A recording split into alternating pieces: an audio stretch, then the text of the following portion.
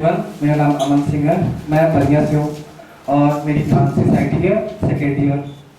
तो सबसे पहले ये वर्कशॉप में आना ये तो मेरा डिसीजन था ही नहीं। मुझे मैम ने बताया कि हमारी वर्कशॉप होती है कॉन्सेप्ट इंजीनियरिंग जो कि लिखा है पीछे, उसको तुम ज्वाइन करो तुम्हें बेनिफिट मिलेगा।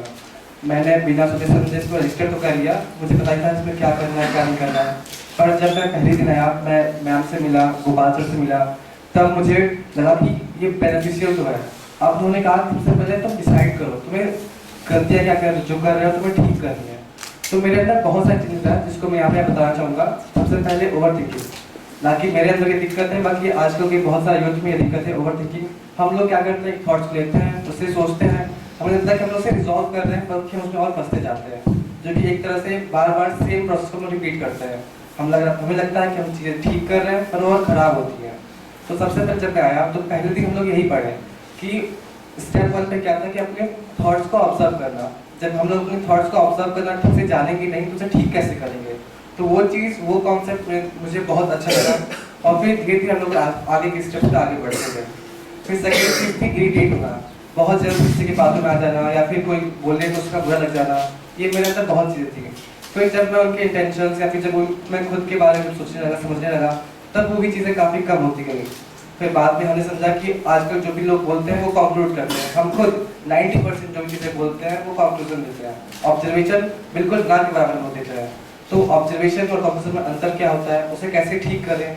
और हम लोग सोचते हैं कि सोसाइटी को ठीक करना चाहिए, सोसाइटी में बहुत सारी कमियां हैं जो हमें शुद्ध करनी चाहिए या फिर सही करनी चाहिए।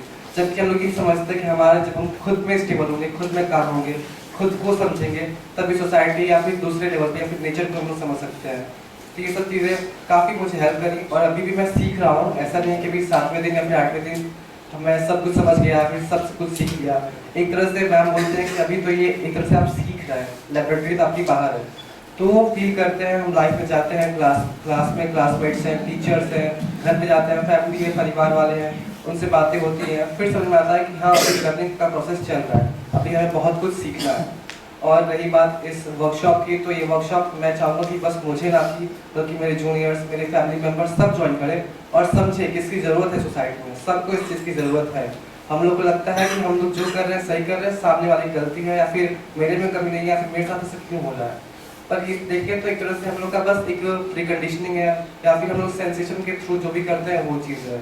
जब हम हर एक अपने थॉट्स को ऑब्जर्व करेंगे और उसको उसके पीछे फीलिंग को जब समझेंगे तो हम लोग समझ सकते हैं कि क्या दिक्कत है और क्या दिक्कत नहीं है। हम लोग क्या करते हैं, थॉट से थॉट्स को रिजॉल्व करते हैं, जो कि सबसे बड़ी गलती है, मैम ने बताया। और ये सच में सही बात है कि हम लोग को अपने थॉट्स को फीलिंग के साथ रिजॉल्व करना चाहिए। फीलिंग्स ग्रेटिट्यूड की, केयर की, लव की या रिस्पेक्ट की, इन फीलिंग्स के साथ हमें अपने थॉट्स रिजॉल्व करना चाहिए, तभी थॉट्स रिजॉल्व होंगे।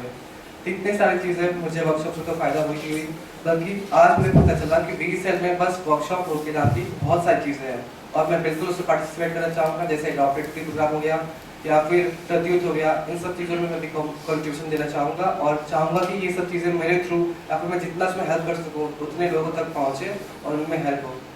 Thank you.